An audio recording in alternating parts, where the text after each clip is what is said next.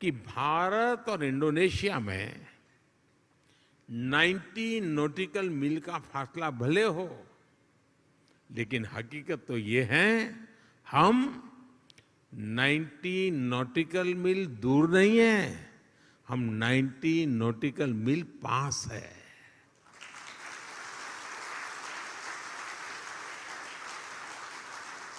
साथियों, जीवन के पग पग पर, क्षण क्षण में ऐसा कितना कुछ है जिससे भारत और इंडोनेशिया ने मिलकर के अब तक सहज कर रखा है। बाली की ये भूमि महर्षि मार्कंडेय और महर्षि अगस्त्य के तप से पवित्र है। भारत में अगर हिमालय है तो बाली में आगुंग पर्वत है। भारत में अगर गंगा है तो बाली में तीर्था गंगा है। हम भी भारत में हर शुभ कार्य का श्री गणेश करते हैं। यहां भी श्री गणेश घर घर विराजमान है, सार्वजनिक स्थानों पर शुभता फैला रहे हैं। पूर्णिमा का व्रत, एकादशी की महिमा, त्रिकाल संध्या के जरिए सूर्य उपासना की परंपरा, मां सरस्वती के रूप में ज्ञान की आराधना, अनगिनत चीजें हम कह सकते हैं। ऐसी बहुत सी बातें हैं जो हमें जोड़े रखती हैं, जोड़ती रहती हैं। बाली का जन जन महाभारत की गाथाओं के साथ बड़ा होता है। और मैं तो द्वारकाधीश भगवान कृष्ण की धरती गुजरात से यहां पला बड़ा हूं। मेरा तो जीवन वहीं बीता हुआ है। बाली के लोगों की जैसी आस्था महाभारत के लिए है, भारत में लोगों की वैसी आत्मीयता बाली के लोगों के लिए भी है।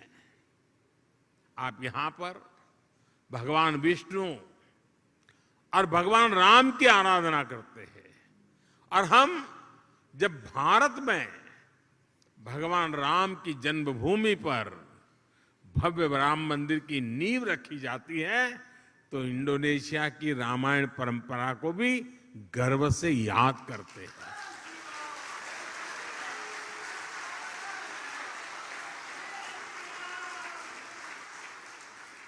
कुछ साल पहले जब भारत में रामायण फेस्टिवल का आयोजन हुआ था तो इंडोनेशिया के भी कई कलाकार, यहां से कई कलावृंद भारत आए थे, और अहमदाबाद में, हैदराबाद में, लखनऊ में, अनेक शहरों में वो अपना कार्यक्रम करते करते वो अयोध्या आए थे। उनका आखिरी समापन कार्यक्रम अयोध्या में हुआ था और बहुत वाहवाही हुई थी। हिंदुस्तान में जहां गए अखबार भरे पड़े रहते थे। भाई और बहनों, बाली में ऐसा शायद ही कोई व्यक्ति होगा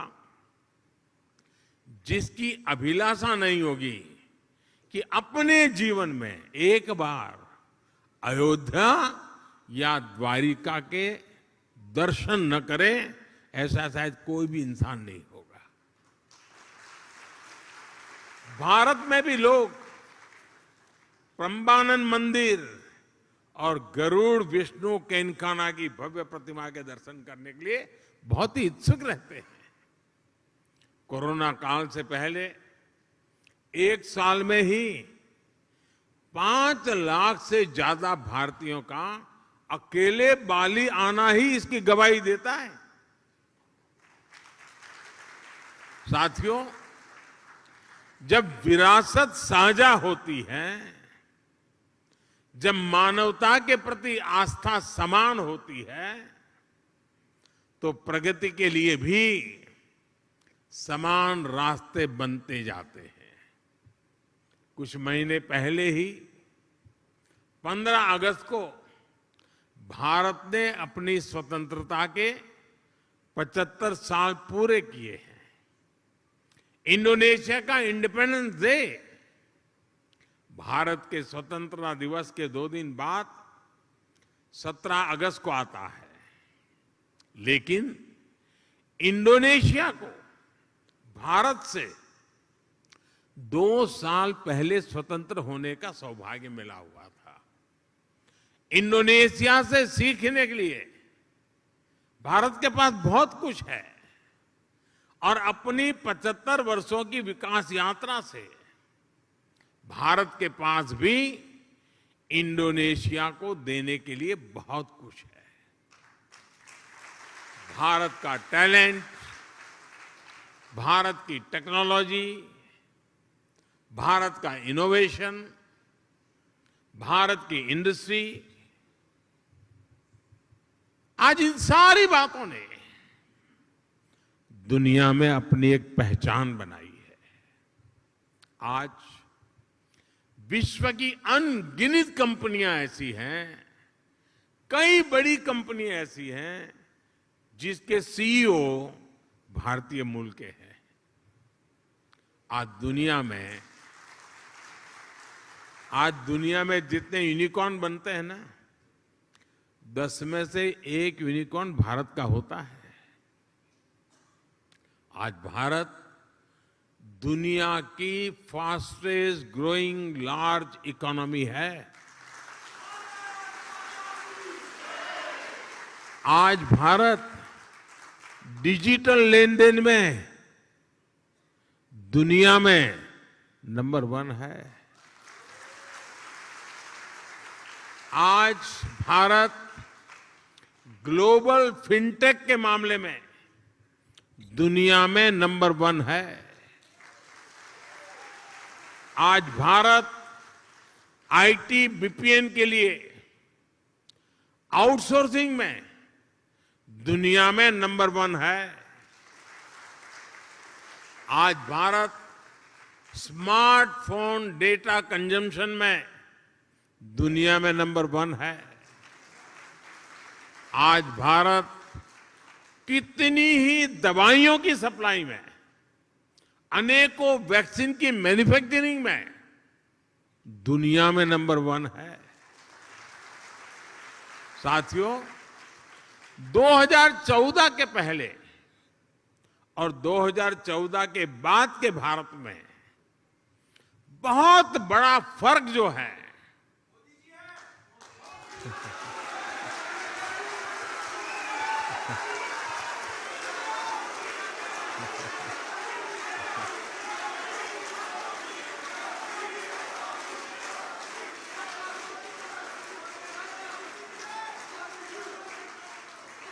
वो जो बहुत बड़ा फर्क है वो मोदी नहीं है,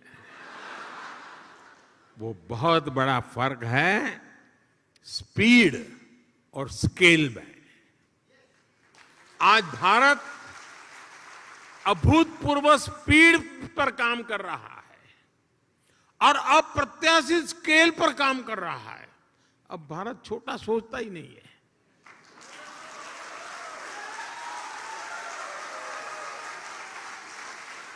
स्टैच्यू बनाएगा तो दुनिया में सबसे बड़ा, स्टेडियम बनाएगा तो दुनिया में सबसे बड़ा। 2014 के बाद से भारत ने 320 मिलियन से अधिक बैंक अकाउंट खोले हैं, बैंक में खाते खोले हैं।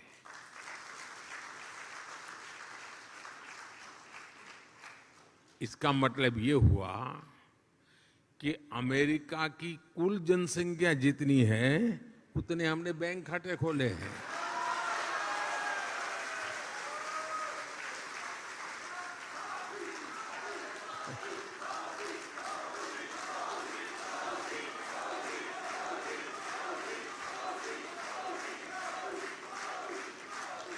दो 2014 के बाद से भारत ने करीब 3 करोड़ गरीब नागरिकों के लिए मुफ्त घर बनाए हैं, घर।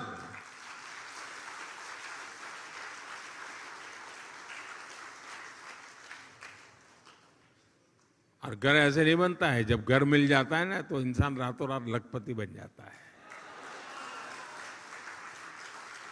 और जब मैं 3 करोड़ घर की बात करता हूं, उसका मतलब क्या है? इसका मतलब ये है कि ऑस्ट्रेलिया के परिवार को नहीं, ऑस्ट्रेलिया के हर नागरिक को घर मिल जाए, इतने घर बनाए हैं।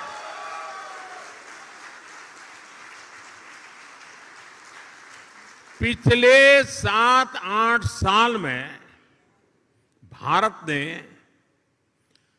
55,000 किलोमीटर, 55,000 किलोमीटर नेशनल हाईवे बनाए हैं। यानी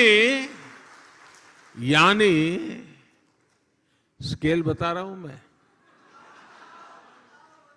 पूरी धरती के लगभग 1.5 चक्कर लगाने के बराबर है।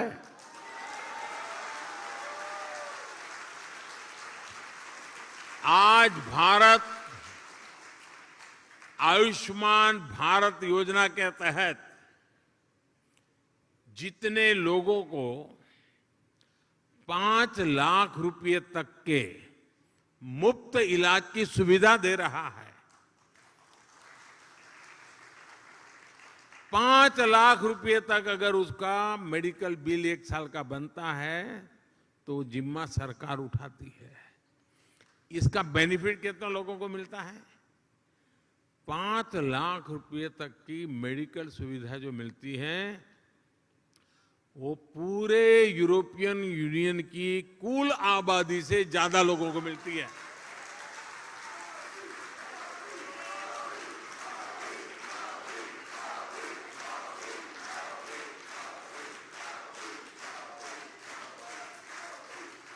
कोरोना काल में भारत ने जितनी वैक्सीन डोज अपने नागरिकों को लगाई और मुफ्त में लगाई, वो जो वैक्सीन डोज है ना, उसकी अगर मैं संख्या का हिसाब लगाऊं तो अमेरिका और यूरोपियन यूनियन, उन दोनों की कुल आबादी जो है उससे 2.5 गुना ज्यादा डोज हमने हिंदुस्तान में लगाए।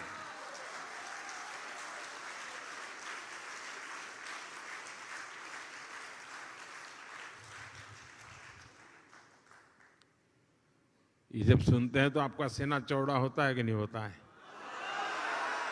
आपको गर्व होता है कि नहीं होता है?